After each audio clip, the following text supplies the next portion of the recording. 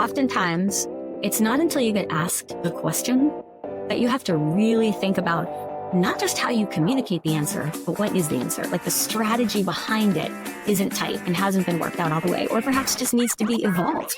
The Industrial Growth Institute podcast connects you with the big thinkers, makers, and subject matter experts across all aspects of an integrated B2B industrial revenue growth function.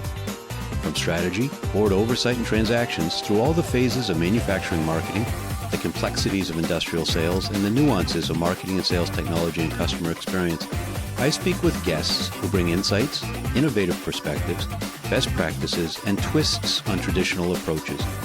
Each episode explores high-level thinking and in-the-weeds actionable tactics. If you enjoyed these discussions, then please help me out by liking and sharing the podcast, and especially by leaving a comment and giving a review. So with no further ado, let's jump into this episode. Hi, I'm Ed Marsh, host of the Industrial Growth Institute podcast. My goal with this podcast is to have a fascinating guest and conversation with each episode, but also to hit on themes and a high-level trajectory that puts every episode in the context of a much bigger industrial revenue growth topic.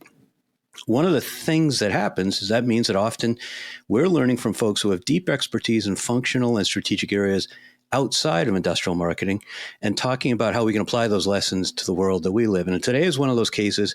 I'm really excited to welcome Trista Morrison. Trista is a seasoned, I'll tell you, that's her word, that's not mine, bio-pharmaceutical executive advisor and cross-functional strategist with more than 20 years of experience in corporate affairs and stakeholder management. That means investors, media, employees, patients, et cetera, for public companies. She's held multiple chief-level roles, reporting to the CEO, and her work has included a long list, including board of directors management facilitation, strategy, looking at corporate goals, long-term planning, strategic vision, corporate narrative, investor relations, corporate communications, employee communications, culture and engagement, DEI, corporate social responsibility and ESG, and patient advocacy. She's worked on company launches, financings, partnerships, data readouts, FDA approvals, product launches, restructuring, shareholder activism, and issue management. I know her through our common activity around independent director certifications and roles. We're both members of the National Association of Corporate Directors and hold NACD's directorship certification. So I know that today we're going to zoom into specifics and tactics of communications, and we're going to zoom out to strategy and boards and probably back and forth. So I'd say buckle up, I guess, no matter where you are with your perspective as a listener. We're going to tie a lot together today. And as we get started, of course, I'd ask you to think about giving the podcast a 5-star review, share the episodes with folks who might appreciate them, comment on them, and add your perspective in comments. So let's jump in with that. Welcome, Trista. Wow, thank you so much for having me today. And that was quite an introduction.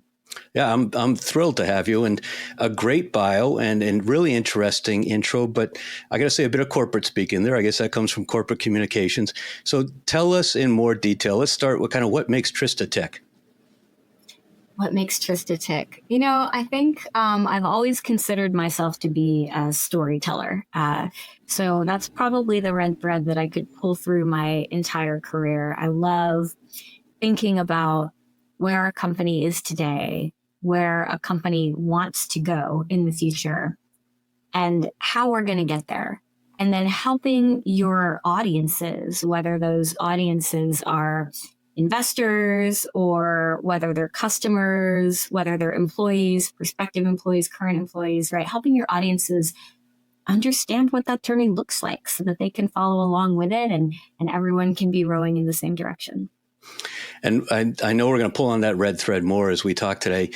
You didn't mention, though, a lot about your nonprofit work or even being a merit badge counselor for Scouting America. Those are interesting angles. How did you get into those? And give us more of that background.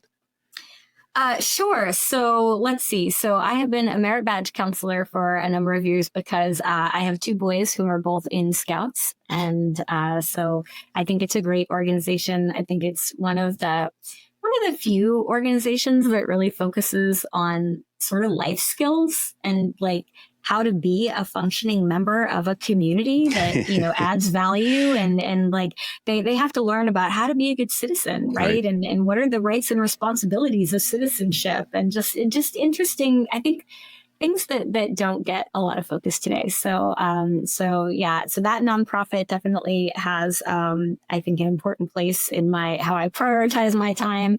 In addition to that, I work with the Tremere Foundation, which is a nonprofit that is focused on mentoring the next generation of leaders in the biotech industry. So I've worked with them for a number of years, really, really enjoyed that as well.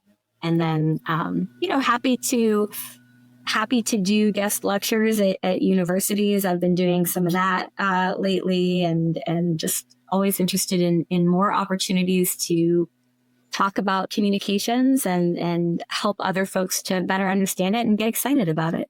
And I know as I've researched you and talked to you and listened to you, what folks are going to get today is a masterclass from the tactical through the strategic. And I know when you offer guest lectures, I'm sure they're tremendously impactful for people. But how old are your sons? And are they on track? Is it important for them to hit Eagle Scout? Is that an aspiration, or is it just kind of an activity that mom's asking them to do along the way? So no, they're 13 and 16, and I am not pushing them to be Eagle. My 16-year-old has already decided that's not his path. He is most interested in the leadership aspects of Scouts, and so my younger one, we'll see. Got it. And I think you've certainly worked with international companies. Have you worked as an expat as well, or have you been in the U.S. all the time working internationally?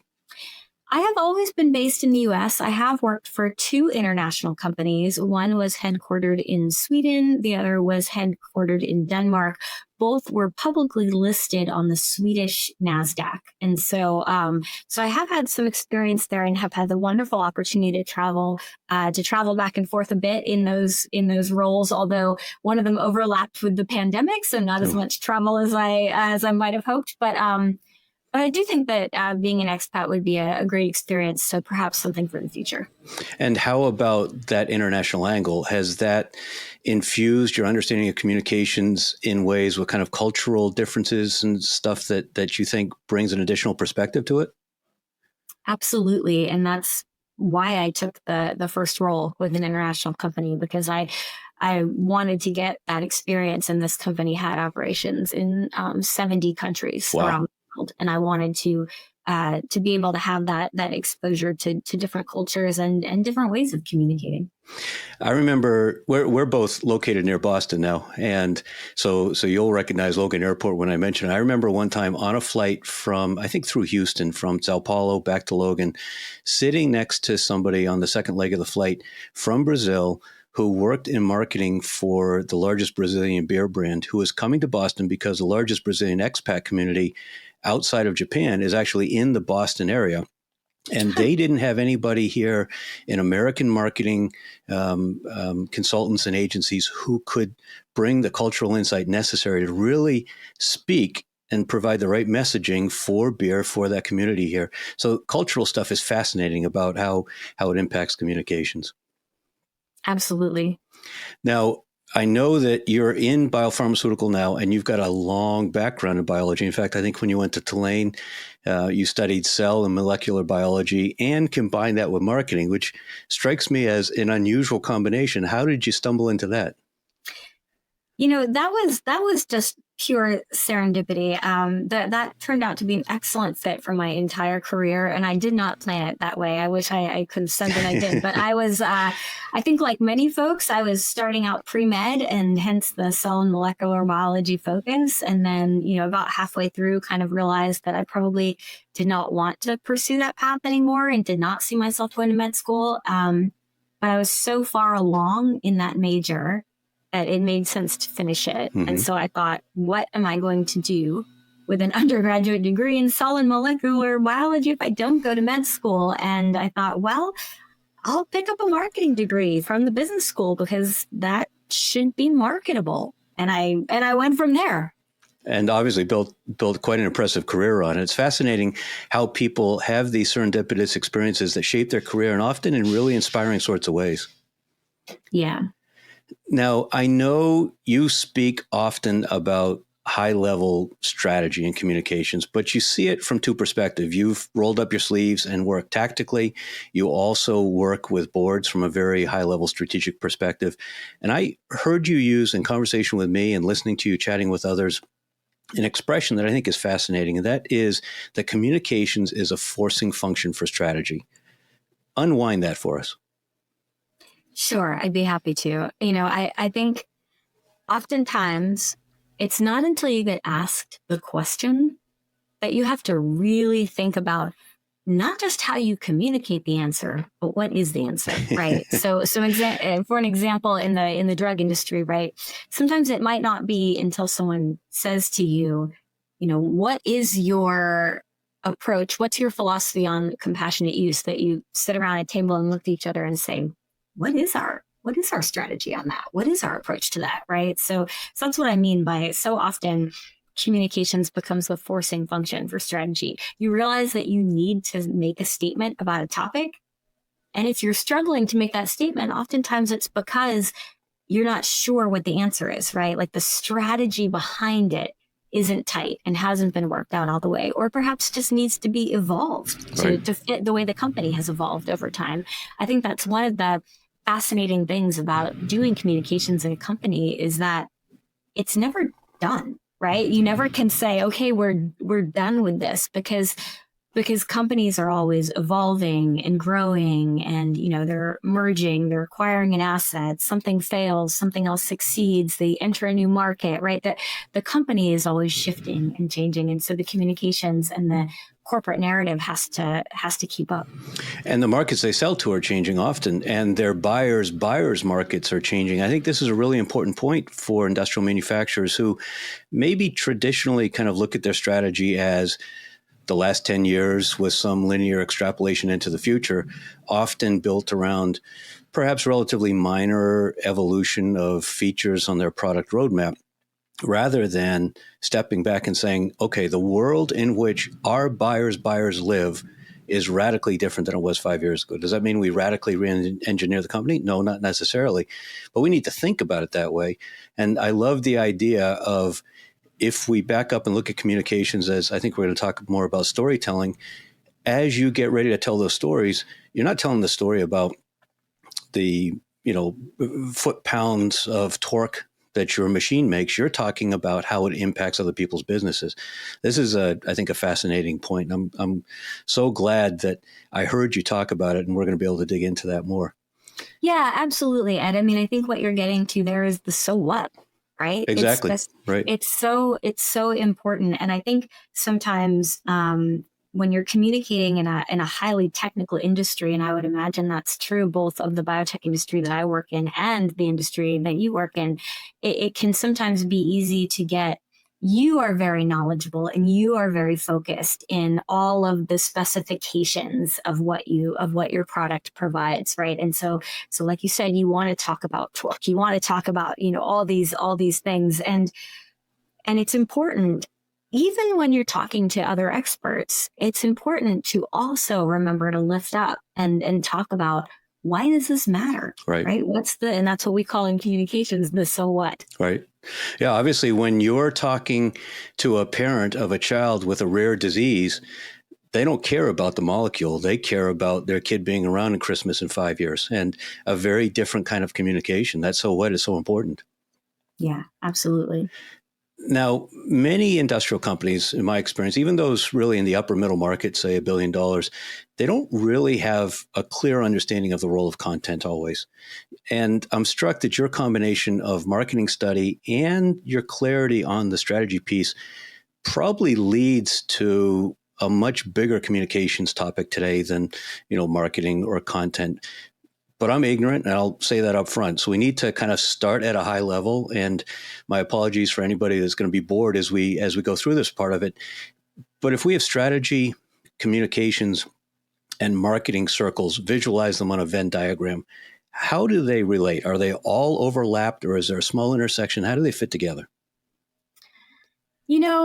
So that's a great question. I think there is a Venn diagram, and there is some overlap. I think there has become more overlap over time, right? And it depends on what part of communications you're talking about, right? Okay. Because oftentimes there's corporate communications and product communications. Okay. So if you think about that, corporate communications is how you talk about your company, your company's reputation, your company's plans, right? This type of communications is really important to investors. It's really important to employees because these are audiences who want to know, where are you going to be in 5 years? Because that's very tied to where they're going to be in 5 years, whether they're investing in you or working for you or thinking about taking a job with you, right? So that's where corporate communications is very important.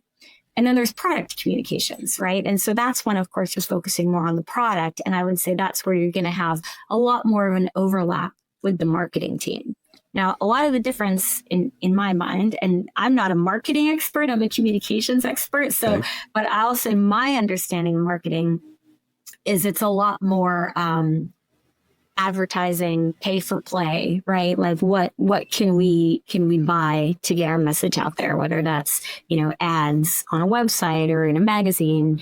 And when you think about communications, there's something that we use called the PESO model, and that stands for paid, earned, shared, and owned, right? So those are kind of 4 verticals that you can think about. So like I said, there is paid, and that overlaps quite a bit, I think, with advertising, but you could envision paid as being like an advertorial, right? So it's not an advertisement, but it's content that you're creating and you're paying to place it somewhere, right? Another example would be like, let's say you're partnering with a publication because they're going to write some editorial content, but you also want then like a graphic or something on the back page. There's various ways that you can do paid. And then earned is when you are trying to get reporters to tell your story, right? Reporters, podcasters, influencers, people like that. You're essentially pitching a story. You're not paying them. You're just on the value of the so what, right? The value of why it matters. You're trying to get them interested in being ambassadors and telling your story, helping get your story out there. Shared is sort of one step deeper. Some people use the S to say social because it is often used in that context. But shared is more when you're co-creating with those influencers and other audiences. So maybe you're thinking together about how you could tell a story for the brand, and you're not just giving them an idea, but you're helping them to actually co-create content. And then owned are the channels that you have complete control over, like your website, maybe a blog, maybe a podcast that you run, things like that. So is it fair that corporate communications may be kind of close to what folks in the industrial space think of as branding? Branding for your company, yes. And then there's branding for your product, right? So I think it could go both ways. But yes, corporate communications is very much what is your company's brand. Got it. Okay. I heard you on a recent episode of the Frictionless Marketing Podcast, obviously a deep dive into the biotechnology world. And that may not be the right term. That's, as an outsider, that's what it sounds like to me. One of the things that you talked about was a distinction you drew, and the host of that podcast drew, between story making and storytelling. And that was a really interesting distinction for me. Talk us through the difference between the two, and why is story making important? Yeah, it's really interesting. I think I said earlier that I've always kind of considered myself to be a storyteller, and that's sort of been the way I've described the constant, that red thread in my career, until I read the book that was written by this podcast host of the Frictionless Marketing Podcast, and it's called Frictionless Marketing. And they talk about story making.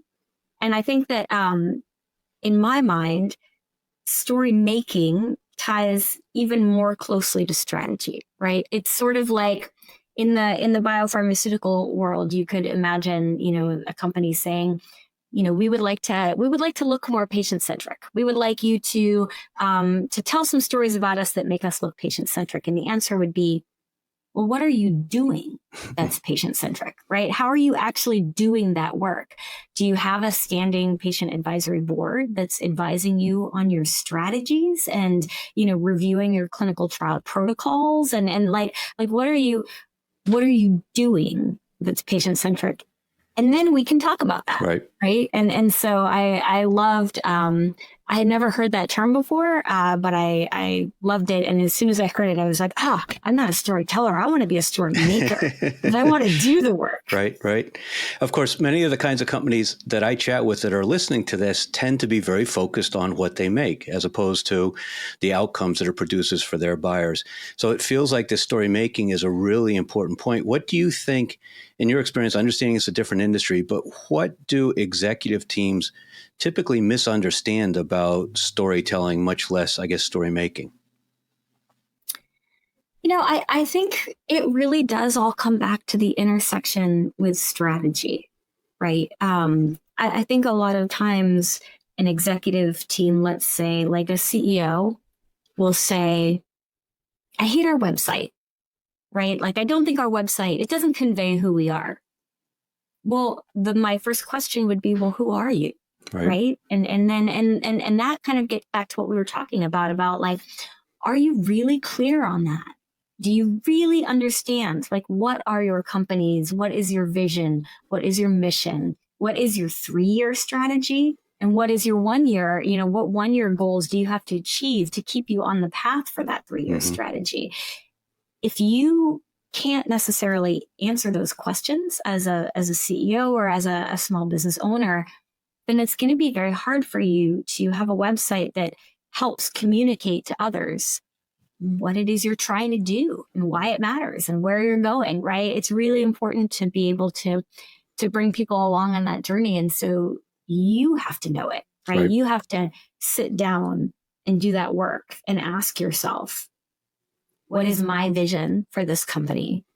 Where do I want this company to be in, 3 years, 5 years? And then you can think about how you slowly bring people along on that journey. You don't necessarily want to get out over your ski tips, right? You don't want to start, promising or setting up things that are too far in the future that you don't have any sort of evidence that you can achieve yet. But it's good that people should understand directionally where you're going, right? You want to bring them along on that journey.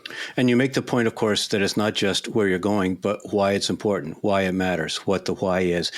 Part of your background is helping facilitate board discussions of this kind of topic. What do you find is the best way? Should executive management bring it to the board and then board massage it? Should the board work on it with executive management? How have you seen the best strategies most consistently created?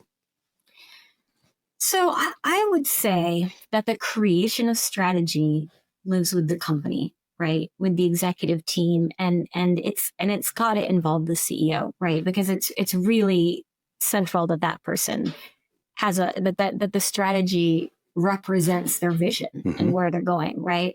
But it is, as we know from working with NACD, with the National Association of Corporate Directors, it is very important that the board review and approve strategy. So I think that's, and I think what the board can often do is ask the right questions. Of course. And they have, the wonderful phrase that NACD so often uses, which is noses in, fingers out, right? Which is this concept that your board should have their nose in. They should be asking the right questions and monitoring, but they should have their fingers out. They should not be doing the work. That's the job of the executive team. And I think that's such a great description and an easy way to understand the difference. All right, but let me pick on that for a second and let's use communications as an example, because if the board has no significant contemporary communications experience represented in its skills matrix, nobody on the board has that background, then can the board know what they don't know to ask those questions to tease out whether strategy and communications are being used together, or are they just flying blind and ignorant of the fact that they've got that gap? I think that's a great question. I think it probably depends on where a company is in their journey. Okay. Right. So there are going to be, because, and this kind of comes again back to strategy, right? When you think about communications, it all starts with your corporate strategy. What are you trying to achieve as a company? And then you can think about, how does communications support that? How can communications help me reach my target audiences in the places where they are with the messages that I want them to receive, right? And so I think there are certain times in a company's lifestyle where, or life cycle, where maybe that is, it's in a good place, it's solid, it's, continuing. And then there are certain times in a company's life cycle, right? It may be that the market has changed and the company needs to change with it. It may be that there's a new competitor in the market and the company needs to figure out how they're differentiated from that competitor. It may be that there is a strategic shift happening within the company, that the company has decided to, go into a different segment or a different area, or that there's a management shift, that there's a new leader coming into the company who needs to begin to put their shape on this, or their stamp on the strategy. I mean, as you can imagine, there could be a lot of reasons where suddenly that communications and that intersection between communications and strategy is really important. And I think during those times, it would certainly benefit the board to have some expertise in that area so that they can know to ask the right questions, right? And if they don't have someone with that expertise, it might be a good idea for them to consider bringing in someone, right? Bringing in either a board member or even an external consultant who could help them through that period of time. It feels, though, like storytelling is becoming such an important part of the way we live. I mean, we all have B2C experiences that really seem to now shape our expectations for B2B experiences. And being part of a story, understanding that story feels like an important part of it. So I'd say here's your opportunity to pitch why every board ought to consider having somebody like yourself on it. And then we'll provide information at the end where people can get in touch with you if the light bulb goes on for them. Yeah, absolutely. You're very kind, Ed. Thank you for thinking about it that way. I mean, I really think, like I said, I really think it depends on the company's strategy, but there are so many examples that I can think of. And we just talked about a couple of them. It could be getting ready to launch a new product, getting ready to enter a new segment. I mean, there's so many different concepts. And honestly, even when you think internally, right? Like, how do your own employees get the information that they need to be successful and to do their jobs? How are you helping them to make the right decisions in their day-to-day work, right? You mean putting the vision on a poster on the wall of the cafeteria doesn't do enough? I don't think so. I think what really helps is when you can bring that vision to life for them, right? So I think they want to hear it from the CEO's own mouth. They want to see examples of what it looks like in action. I think those things can really help to pull it through, because ultimately, right, what you want is your employees to like, if they're having to make a decision between, A and B in their daily job, and they need to make that decision, there's not time to up-level it or whatever.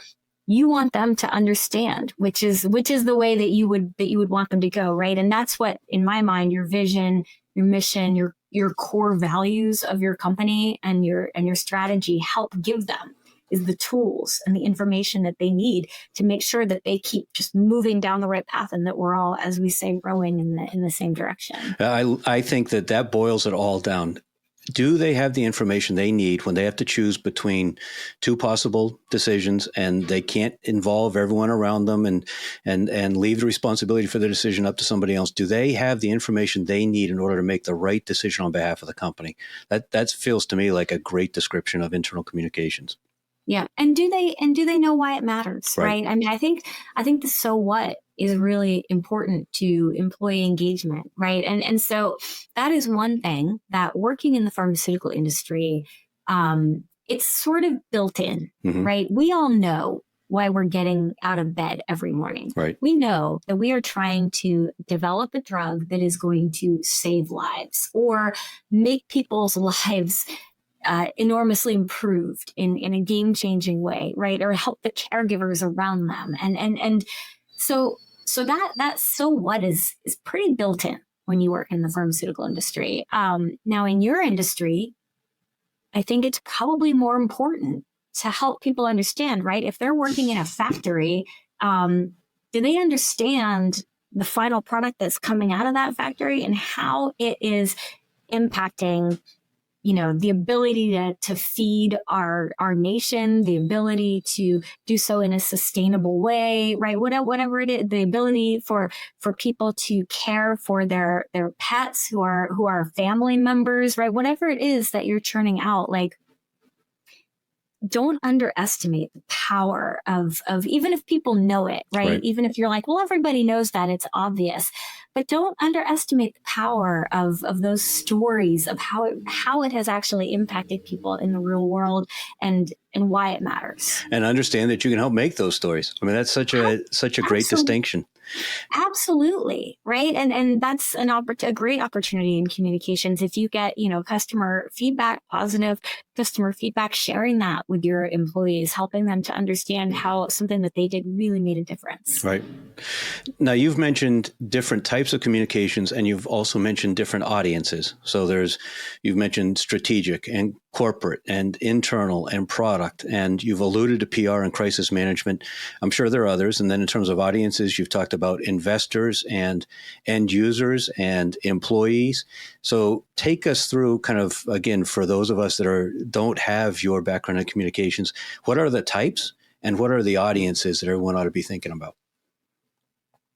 Well, again, so I think, communications it's so broad. And like you said, there are so many audiences, right? And so many different ways to approach those audiences. I will say that one thing that I think is really important to remember is that in today's interconnected world, you have to assume that all audiences are always listening. So it is very important to prioritize your audiences, right? Because the audience that's your top priority is going to change as your business needs change, right? There may be a time when potential employees are your top priority because you are going through a hiring push and you need to hire X many people in this amount of time. And so at that point in time, the potential employees out there in the world, that's your top priority audience.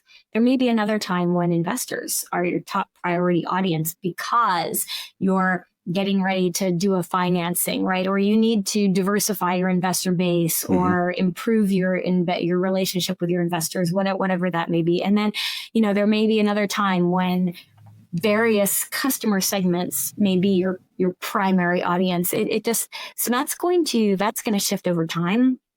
And it's always important to, again, be looking at like, what are we trying to get done as a business and what audiences do we need to reach to get that done, right? So you definitely have to prioritize. Nobody has the time or the resources to try to do everything all at once, but it is important to remember that everyone is listening, right? And so the distinction that I would make there in, like, let's use again the pharmaceutical industry as an example, because that's one that I live in and know well, is that you may be having a conference call for investors to talk about your quarterly earnings, but you better believe that somebody from the FDA is listening, right? You better believe that a patient or a patient's family member is listening. So that may not be your primary target audience for that call,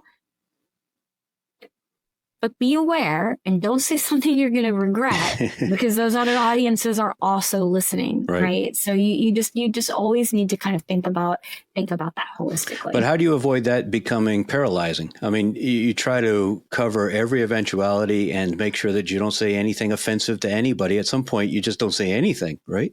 No, that's not. See, this is what I love about communications. There's always an answer. You just have to find it, right? There's always an answer. I think, and honestly, I think a lot of times it just comes down to being respectful, right? Being respectful of your audiences and and everyone who's listening, I mean, like, I will say that, at one point in my career, I will not say when or where, I worked with a marketing guy who liked to talk about markets as, low hanging fruit, right? Like, this market is the low hanging fruit. We're going to go there first, right? And I would have to remind him, these are people who have a disease. Let's not call them low hanging fruit. Right. Nobody wants to hear that, right? Like, no one wants to hear themselves talked about that way. And I know you don't really feel that in your heart. It's just sort of like industry insider marketing speak, Right, but let's not use that, right? So I think it's really just more about being aware and being respectful and just thinking twice before using jargon or things like that. But it doesn't have to be paralyzing. Makes sense. From my perspective, it feels like communications is a lot about content, different kinds of content produced for different audiences. But I know that you bring really impressive editorial chops to your work as well. You come from a very strong content creation background, having managed a weekly biotechnology trade newspaper, and you wrote for a daily newsletter. What has the deadline world of content creation taught you about communications? I would say that being a reporter for a daily newspaper taught me there is no such thing as writer's block. You just get it done. Right. Which is good. It's good to have that forcing function. I think sometimes when folks are trying to create content and they are faced with a blank page, it can feel overwhelming. And sometimes a good exercise can be to just set a timer, right? Set a timer for 30 minutes and just say, I'm going to just get whatever I can down on this page. It doesn't matter if it's good. It doesn't matter if it's crap. I can throw the whole thing away later if I want to, but like, just get something down. Right. Sometimes that can help Yeah, you it can move help prime the forward. pump. Yeah. And a lot of times you'll be surprised. You may actually like some of what you wrote down. Right. Now, obviously, as a journalist, you mentioned earlier about pitching to get your leadership or your subject matter experts in front of journalists as a resource for earned media. You've been on the other side of it. Talk a little bit about using communications to position the company and its leaders or those subject matter experts as industry experts. What's the best way to do that with journalists? I assume it's not just hitting them every week with an email, hey, you want to talk to our people? There's got to be a lot more to it, right? Yeah, no, absolutely. I mean, I think it's really important to think about, where are you trying to get in front of, right? Like, what publications do you want to get into, or what podcasts do you want to get on, or what, social influencers are you trying to get to mention you, right? And then understand their work, right? Read their work, listen to their episodes, read their feed, understand like, what is the type of stuff that they write about? And then you think about, how could I fit into a story that fits into what the types of things are that they're interested in, right? And so I will say, like, in this day and age, there's just not that many outlets out there who are interested in a personality profile of a CEO or a company profile of just, this is my company and here's what it does, and do you want to write about us, right? Like, that's not going to be very compelling. So that's where it becomes really important to tie it back to the so what, right? Like, it's not just like, this is my company and we make animal feed. It's, this is my company and we make animal feed in a way that is sustainable and, is going to be the way of the future moving forward, is indicative of how our industry is shifting to meet these challenges, right? Is things like, whatever it is that makes your work important, right? That's the story that you want to tell. And I think, you asked about thought leadership, which is something that a way that you use communications to get your executives out there in the world. And the reason that you do that is not just to stroke the egos of your executives, but because there's an intersection between something that your executive is very passionate about and something that is also very important to your company, right? So whether that is, in the industry, whether it is along the lines of a core value, let's say that one of your core values at your company is sustainability. Sustainability, sure. Okay. And then you also have an executive who is very passionate about sustainability and who is a member of various nonprofit groups dedicated to that and is, part of councils that are leading in research on that, or even just really likes to read some of the key publications on that topic and knows what articles are good, right? Mm-hmm. You can even then share those on LinkedIn. That's how I will kind of advise people to, if you're interested in building a thought leadership campaign, you have to find something that the executive is really passionate about already and that then intersects with something that's important to the company. And I always think it's best to do this with an executive who has a bent towards thought leadership, right? If you have an executive who has never had a LinkedIn channel or has never been on social media, don't try to force them to be suddenly like your social media guru. It's going to be so much work for you, right? Like it's so much better if you can find people who kind of already have a bent in a certain direction in communications. And then what you're doing is you're really just amplifying them. You're giving them ideas for content, right? So someone was asking me about this the other day. Someone not in the biotech industry. He was a financial consultant, and he was asking me. He was saying, "I kind of want to become, an influencer in financial consulting, but man, like making these videos is so time consuming. Like, I just don't know. Like, can I make a video every week for like, how often do you think I need to be posting on LinkedIn? And if it's like weekly, I just making these videos and editing them and stuff and put it, it's just so time consuming." And I had said to him, okay, so think about this, right? Think about maybe you only do a video once every other month because there's other content that you can be filling in, right? Maybe some weeks you're finding a really great article, whether it's in the Harvard Business Review or it's, whatever applicable case studies, some really great article from the New York Times that's just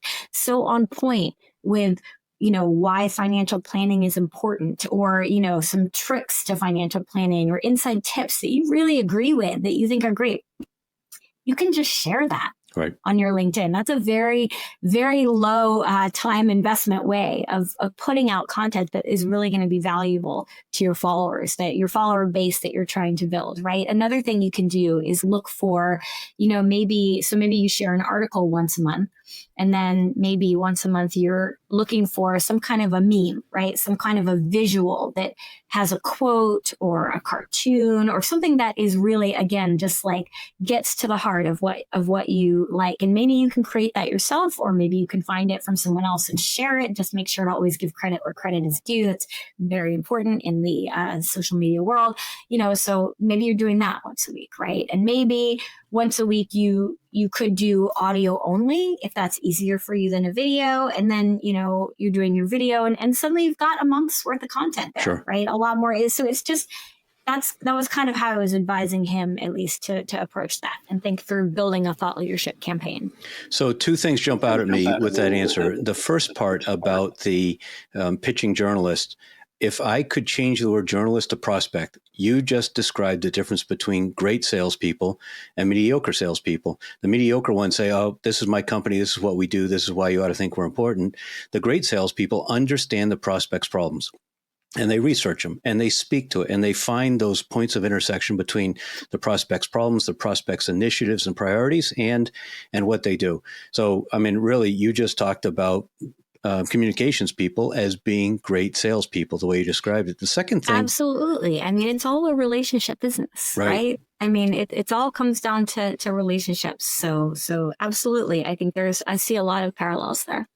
The second thing that you mentioned is the power of LinkedIn and potentially some other social media for thought leadership. It's easy. I'm thinking communications. I'm thinking PR. I'm thinking get your people in front of journalists, but people can put themselves out there in the world as well and establish their authority and their expertise and their particular insights by doing exactly what you talked about. Would you suggest that a communications team create some content for the executive, or do you just feed ideas, and do you think it's important the executive be speaking authentically in their own voice? I think you can do both. I think it depends, right? Like, I think if you have a communications team that you keep very close, and that has the information that they need to be successful and to understand what's going on in your mind, then they can often create content for you, right? And that's a lot of what I do at the CEO level. I have had multiple CEOs call me their whisperer over the years, right? Because they will be pacing their office and they will be brainstorming about their vision and what they want to do with the company. And maybe they're scribbling things on the whiteboard, right? They're being very creative. They're thinking very big picture. And I will sit there and listen to them. And then I will turn that into the slide deck that we need to present to our board of directors. And then they will look at the slide deck and they will say, that's exactly what I meant. Like that's what I meant to say. Right. That's just it. Right. So like that, I think if you have good communications people and you have a good relationship with them and you give them enough information to be successful, then they can do that legwork for you. Right. I think what you want to be careful of is you have to maintain that authenticity, right? Like I can't be making up the strategy right. and for our board of directors. It has to be our CEO's strategy, right? So it's gotta, like, what I have to be doing as a communicator is putting his thoughts into a slide deck, right? Not inserting my own thoughts. Right. And so that's like where you have to be careful and you have to really work together to keep that authenticity. Makes sense. Back to the question of strategy versus execution. One of my pet peeves is people who conflate the two. There's so much discussion of strategy when people are talking about tactical stuff. How do you kind of, what's the right way to say it? Do you have some rule of thumb where you're able to remind people when they start drifting into tactics and calling it strategy and bring them back to whichever is appropriate for the conversation? I don't know that there's any magic bullet on that. I mean, I think, oftentimes I do a lot of this in when I'm facilitating our leadership team meetings or facilitating our board meetings, right? Every situation is different. Sometimes the tactical discussion can be important. Sometimes you have to let it roll a little bit.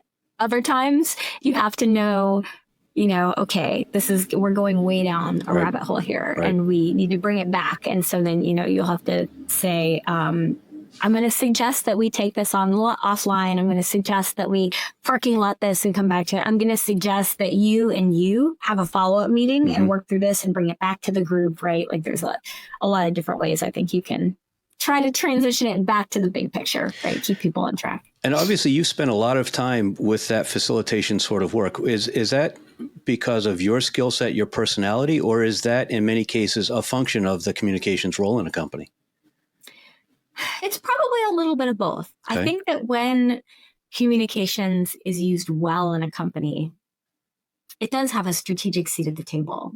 And I do think that communicators are often skilled at doing that sort of work, that facilitation work, right? Because they tend to be good listeners. They tend to be able to follow the thread of the conversation and see when it's creating value, when it's getting off track. So I guess I would say it's probably a little of both. I mean, that's also just something that I enjoy. But I think that if, I often say, I think communications, I think HR has had a similar kind of issue as far as like, you people see HR as like, oh, well, they just do the benefits and hire people. And people see communications as like, well, they just write the press releases or whatever, and I think that both of those functions, if you have the right person and, the right needs at the table, can really add a lot of strategic value beyond that. And, one example that I often, give to CEOs is, I don't know if you like to read like, detective novels, but like, when you get to the aha at the end, you're like, oh my gosh, of course, I can't believe I didn't see that coming. And you're not going to get that reaction if you don't leave clues early on, right? So I'll often say, don't call me at chapter 35 and say, write a press release, we need it to go out tomorrow, right? I want to be partnering with you at chapter 2.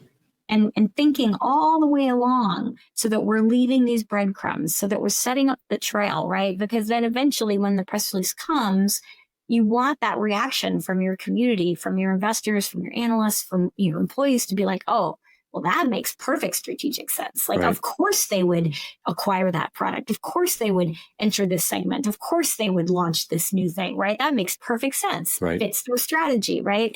But you're not going to get that if people don't understand your strategy and they're not kind of following you as you're building it. And back to this point that you've consistently woven through this conversation, it can't be on an ad hoc basis. It has to be very deliberately working from the strategy, and the strategy has to be properly conceived in order for the whole thing to fit together. Absolutely. So you mentioned the NACD and others use it as well in the board community. This expression of nose in, fingers out. What would you recommend as the kinds of questions that knowledgeable directors might ask of executive management to gauge their understanding of how communications ought to be incorporated into really good, proper corporate function? Oh, I think my number one question would be, when you look at their communications, do you understand how it is supporting the corporate goals, right? And the corporate strategy? Because that's number one. That's what it should be doing.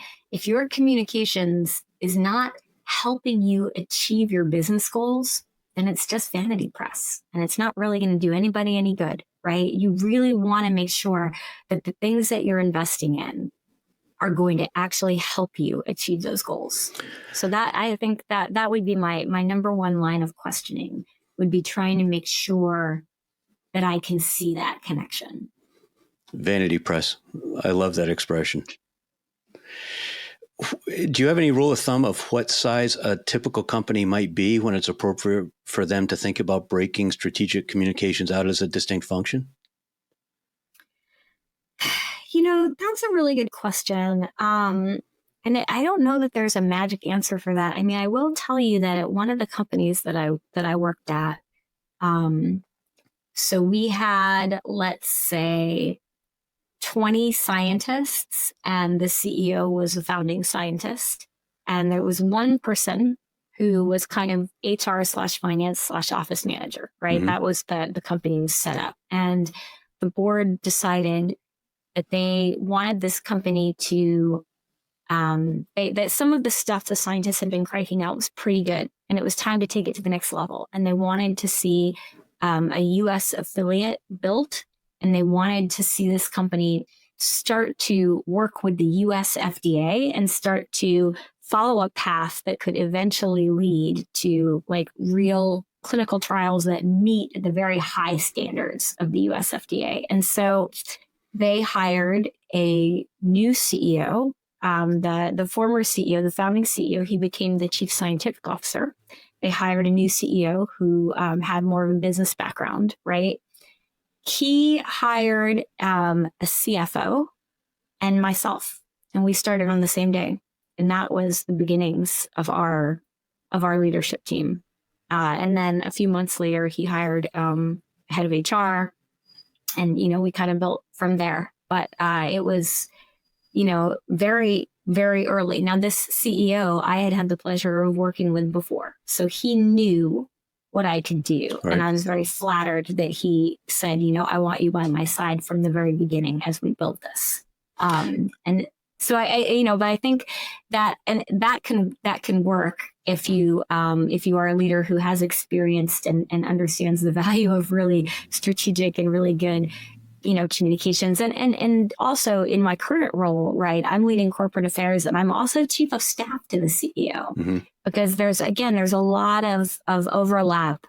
There can be a lot of overlap there, right? Because in the chief of staff role, I'm doing, a lot of this board work and board communications, leadership team work, keeping the leadership team functioning as well as possible and communicating as well as possible. And I mean, I can't, in certain times, you'll find yourself using communication skills, I think almost the way that you would in your personal life too, right? Like communication skills is important all across the map. Sometimes at companies, I'll have, one leadership team member coming to me complaining about another leadership team member, and I'll have to remind them. I'll say, have you talked to that person directly?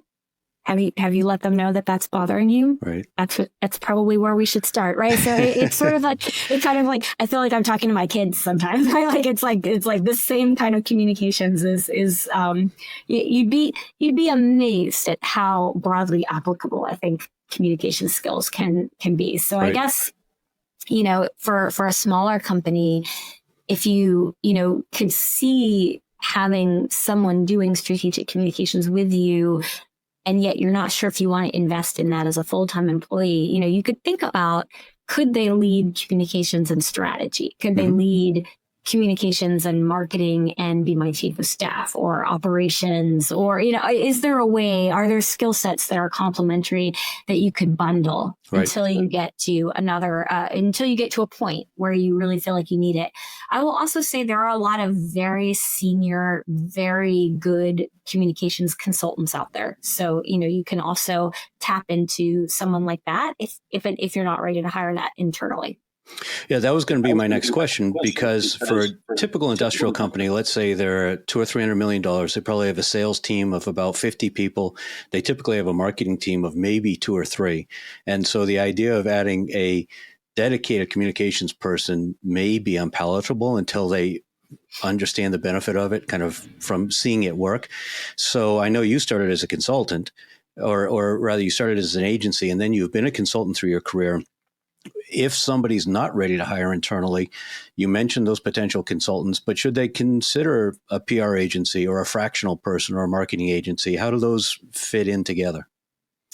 Any of them can be a good option. I think it really depends on what you need. I think if you have a marketing team already, and your marketing team could probably write press releases and do some of the corporate communications work, some of that content creation work, but they just need someone with more communication skill set, more strategic guidance, then maybe a senior level consultant would be, a really good choice to kind of partner with them, because marketing and communications, there are overlapping skills, as we talked about, but it's not a perfect match, right? The big difference between product communications and corporate communications that I've seen is that product communications tends to be very stable and predictable, right? Okay. You come in the fall, you're brand planning for the year ahead, you put your plan together, and then you just march down the field and you execute it all year long, right? Corporate communications is sort of where anything can happen, right? You don't know what you're going to walk into day to day. If you're going to walk into a merger, or, an acquisition, or a financing need, or a activist investor causing you trouble, or your share price fluctuating, or an executive, having a scandal, or deciding to retire, or whatever it is, right? Like it's always changing. Right. And so you have to have like a lot of agility to be able to do corporate communications. I've sometimes seen kind of people who grow up in the marketing and the product world struggle a little bit in the transition to more of a corporate communications, because you do have to be kind of ready for anything, any day. You have to be able to have that agility. I personally like it better. I have done product communications, but I have focused most of my career more on the corporate side and the investor relations side, because I like the pace of it. So, but I think, to get back to your question, right? So that's why I would say the skill sets are not completely transferable, and you would want to have a senior person providing direction and strategy. I think if you are at a stage where you need a senior thought partner, but you also need arms and legs to execute and get things done, then you might want to consider an agency, because, the way that consulting and agencies work is the billing rate, the hourly rate that they're going to charge you, increases with how senior the person is. So if you need both very senior strategic advice and you need more junior advice, you're going to probably want agency so that you're not paying the same rate for both of those things. So you mentioned the agility, and obviously there's an upside to having environments changing all the time. It keeps things interesting. On the other hand, it can be exhausting. So what does Trista do when you've got a little bit of downtime just to try to chill and recharge, aside from being a mom and helping your kids with scouts? I read a lot. I love to read. Sometimes fiction, sometimes nonfiction. Sometimes my New Yorker magazine or the New York Times or whatever, but I do, when I have time, I enjoy reading. I also really enjoy, spending time outdoors. I have a dog who you may have heard shaking his collar Yep. and walking around a bit during our sessions. So I like to take him for hikes and walks and things like that. What kind of dog? He's a mutt. Got it. I've always had mutts, always had rescues. He's yeah, he's been one of our more challenging rescues, Really? but he just he's afraid of everyone. So you just have to when we have new people over to the house, you kind of have to warn them, don't try to pet him, just ignore him, because when he sees someone coming at him, and it's unfortunate for him because he's really cute, so people see him and they're like, oh, I have to squeeze him, I want to pet him, and he sees you coming at him and is just like, oh no. So then I have to always kind of step in the middle and I run interference for him. And I say, no, he's not really friendly. Yeah, we've got the same with a miniature dachshund that we rescued as well. It's got the same kinds of problems.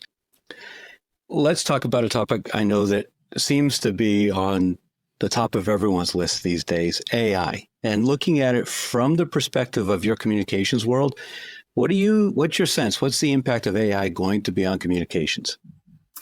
So I think that depends on the industry in which you work. I think that probably in some industries, there may be potential for AI to cut down on a lot of the, first drafting of materials that you have to do.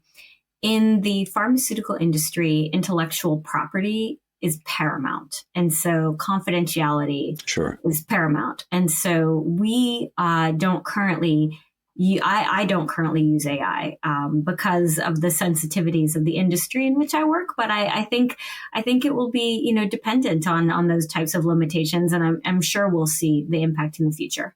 Got it. You mentioned earlier that communications can certainly help with other audiences. One of them is potentially talent. And in the world of manufacturing, the industrial world, talent has been a big problem for, certainly through the pandemic, and it kind of continues to be an issue.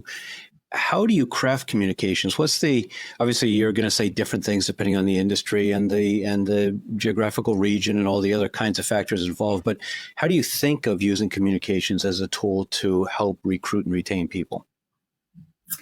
Ed, you're exactly right about that. I mean, I think it all depends on your audience. So, it starts with who are you trying to reach and go where they are, right? Like, so for example, in an industry like the industry that I work in, where we are trying to hire a lot of scientists, most of them are on LinkedIn, so we can reach them that way.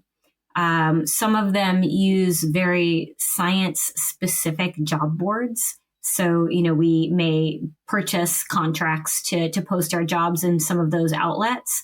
I think, when you think about who you're trying to recruit, think about where are they reading their news? Mm-hmm. And that's, if they're reading the local, city newspaper or the local community or town newspaper, that might be where you want to be. If they're listening to the radio while they're working during the day, the local radio, that may be where you want to be, right? I think it depends on if they're on LinkedIn, that's where you want to be. So I think it depends. You definitely want to go where they are. So that's the part about kind of the best channel to reach them. But obviously you spoke before at length about the importance of telling a story. Tell the story that's going to engage them, get them excited, want them to be part of the team, want them to remain part of the team. Is that something that you find are HR departments and communications working together consciously in many cases to craft that story, or does it just happen by accident? No, I mean, I think absolutely you want to craft that story, right? And you want to help people see the value that you're bringing to the world and why the work is important. You also want to help them see what your culture is like.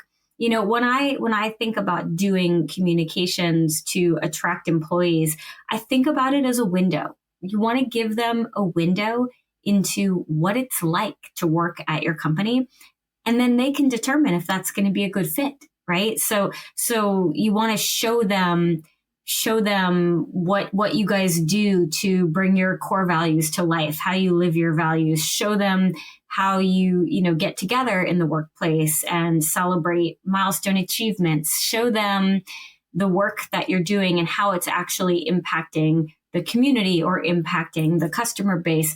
Show them your financial stability and success. That you know, honestly, in the wake of the pandemic, I don't know how it is in the industrial manufacturing industry, but in biotech, it's been very difficult. There have been a lot of companies who have run out of funding and have had to lay off employees. So financial stability is a very important message for potential employees. They really don't want to go work for a company that has less than, you know, 2 years of cash runway Right. in most cases. Yeah, that window is a great metaphor. I hadn't thought of it that way, but what a wonderful way to explain to somebody what they're trying to do for potential employees to lay that out that way. You know, Obviously, it's similar. I was just going to say, I mean, it really, transparency is the way to go, right? Because if you try to portray your company as something that it's not, you're not going to be doing yourself any favors, right. because when they get in the door, they're going to see what it's like, and then they're not going to stay. Right. So, you know, I think I really think the same principle fits with investor relations, right? Like when you're doing investor relations, your job is not to try to quote unquote sell the stock, right? Your job is to accurately and transparently communicate. Here are the potential upsides and here are the potential risks, right? You want people to understand both, and then the investor can make an informed decision as to whether or not this stock is a good investment for their portfolio. Sure. Yeah, it makes sense. What resources do you recommend for people if they don't know the comms world, if they're not, you know, kind of steeped in it the way you are with the background you have, but want to learn about it? Are there YouTube channels or podcasts or blogs or books that you recommend folks turn to? Gosh, that's a really good question. You know, I will say there is an organization called PRSA, which is the Public Relations Society of America. They have been around for a very, very long time and provide a lot of good introductory information. Similarly, on the investor relations front, there is a group called NIRI, NIRI. I believe it's the National Investor Relations Institute, although I might have that acronym wrong, but it's definitely NIRI. And they similarly can provide a lot of foundational materials on the investor relations front. And from a tactical perspective, best practices, tips, that kind of thing, are there folks that you would recommend that people might tune into? You know, I think it really depends. I mean, you know, you mentioned that you had heard my interview on the Frictionless Marketing podcast. I love that podcast. I listen to it all the time. I do think it's a bit, it gets a bit in the weeds. So if you're not living and breathing communications, you might not find it as helpful from, say, like an entry level. But I do think, you know, at the entry level, there are also a lot of seminars, courses, introductions to communications through, you know, local universities that can provide a good grounding. And like I said, I mean, I have, you know, guest lectured in some of those courses as well, both for, you know, undergraduate students and also for, you know, graduate students who are, you know, really pursuing this. And I think there's a lot of education to be had out there. Makes sense. You mentioned confidentiality, I think, in the context of AI and biotech, where your information is very close hold. Many of the traditional industrial manufacturers tend to be very private. They're privately owned. They treat their IP very seriously. They're very careful about sharing information. So it feels like there may be some concern. On the one hand, we're talking about communications to tell the world about what we do. On the other hand, they want to keep a lot of it private. Do you have tips on how to try to reconcile that? Yeah, I mean, honestly, it comes back to the corporate goals because, I'm not here to tell you that every company should be doing a robust, multi-channel communications program. Mm-hmm. I'm only telling you to do that if it's the right fit for your company, right? So it really, and if it can really help you achieve your goals, Right. whether your corporate goal is to hire new employees, whether it's to better reach your existing employees and get them better aligned, whether it's to influence investors, whether it's to reach customers and create loyalty to your brand amongst your customer base, right? Whatever, maybe it's to influence regulators. I know that's something that in my industry, certainly we always have to be aware of. I work in a very heavily regulated industry. I would imagine that many of your customers do as well. Mm-hmm. So, I really think it's about thinking about the type of communications that you can do to reach those audiences and actually achieve those goals. And then if you think, okay, this could really help us, then you can think about, how do I tell the story in a way that gets the key points across and doesn't overshare, right? Because you do always have to be aware your competitors are out there listening, right? You do always need to be aware of that. So I think it's a good question to ask. It's the right question to ask. Leaders should push on, when does the benefit outweigh the risk Right. of communicating, and when does the risk outweigh the benefit? That sounds sensible.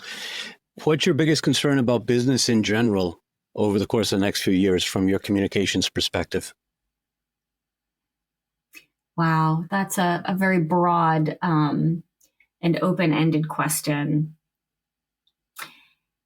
I think I'm going to answer this a little bit from my perspective of working in the pharmaceutical industry, which is, I don't think that companies have always made the best and most ethical choices.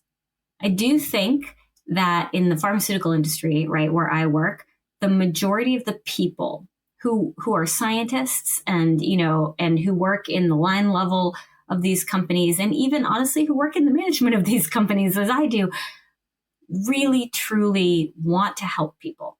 And that's why they get out of bed every day.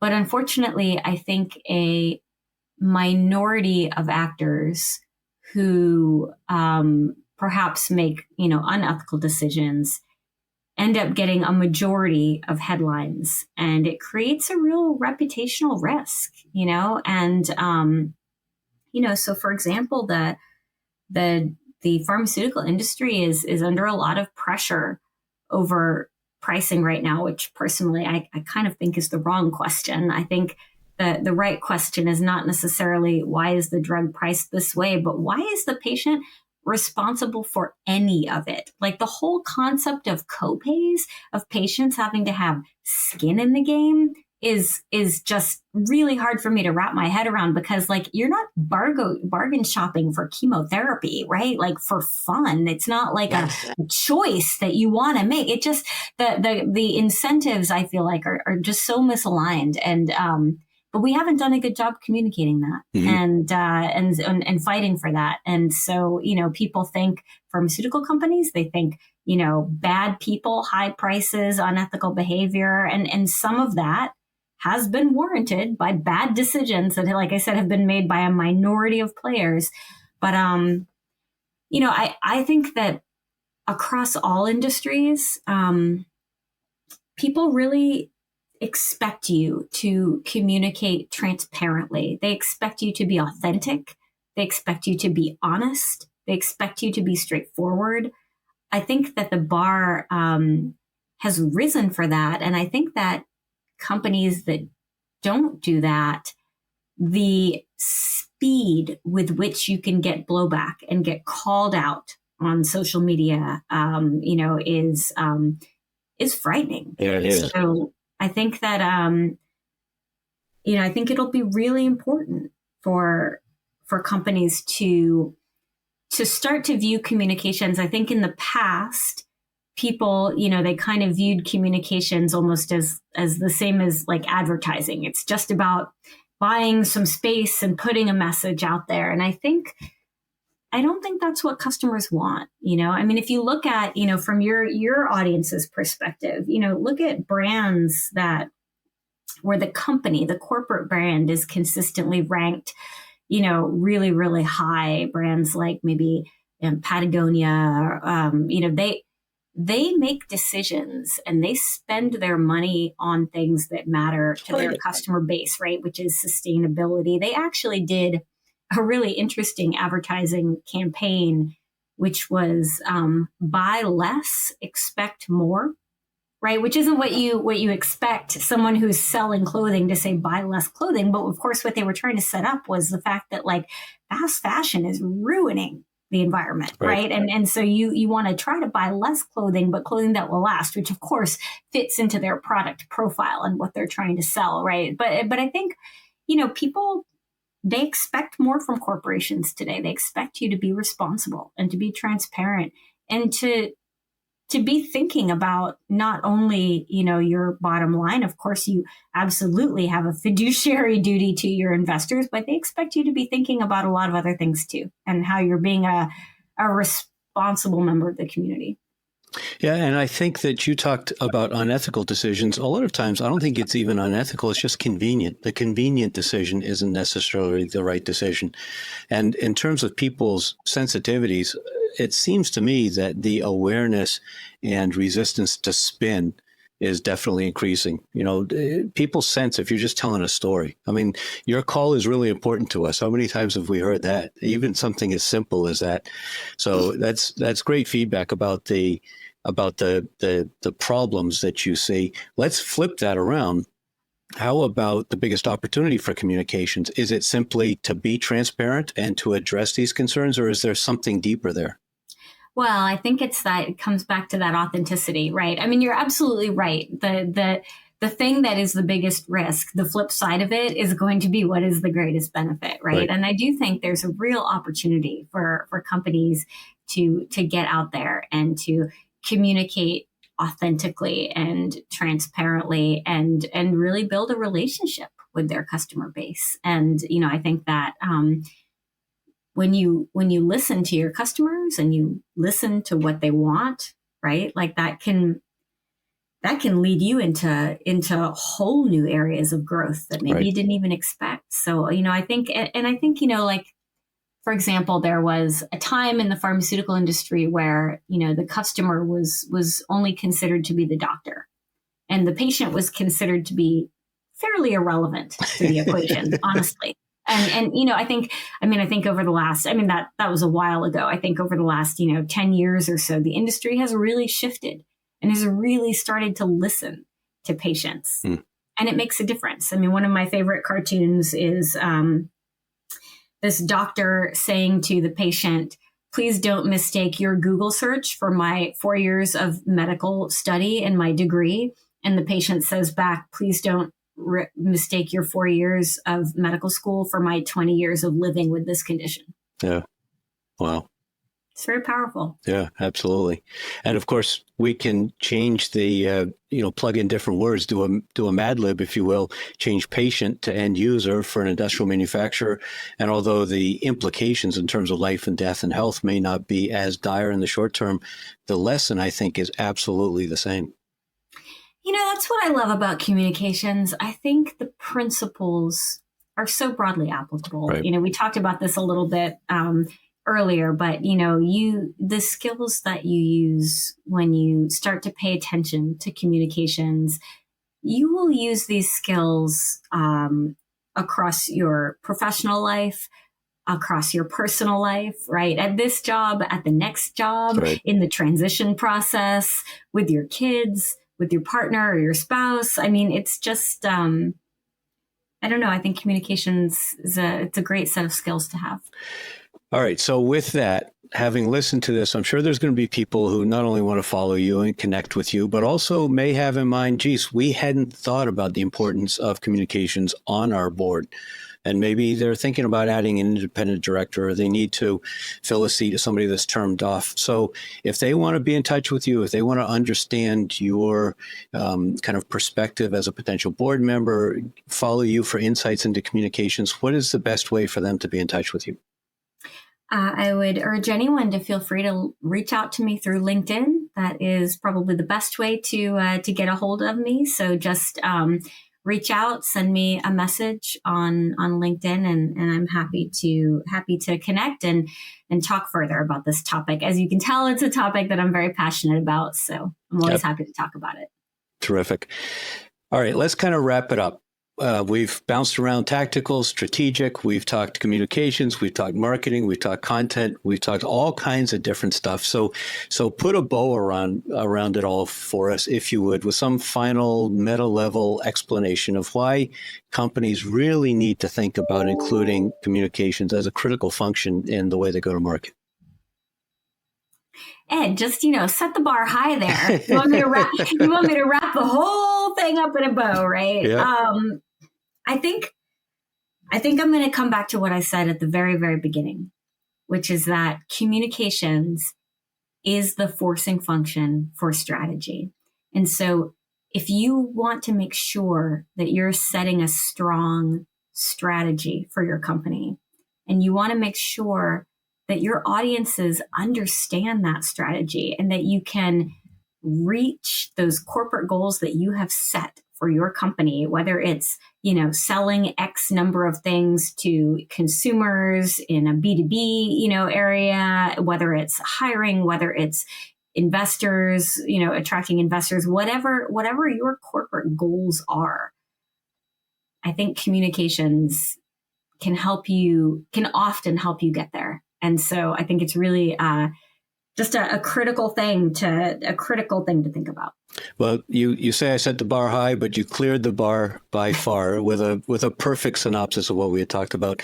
I've learned so much. I was excited about this conversation because it's a topic that I sensed was important from talking to you and listening to you, but I didn't understand nearly as much as you've made so clear during this conversation. So thank you very, very much. Thank you for your insights. Thanks for your ideas. Thanks for your patience and generosity in sharing your time with me and with the audience.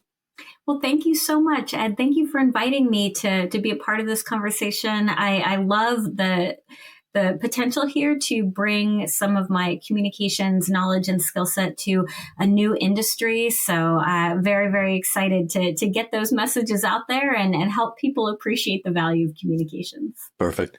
It's been a pleasure.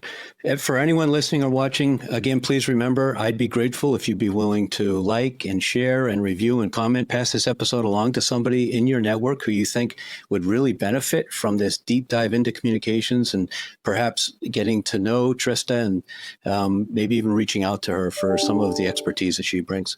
Thanks very much for everybody for listening.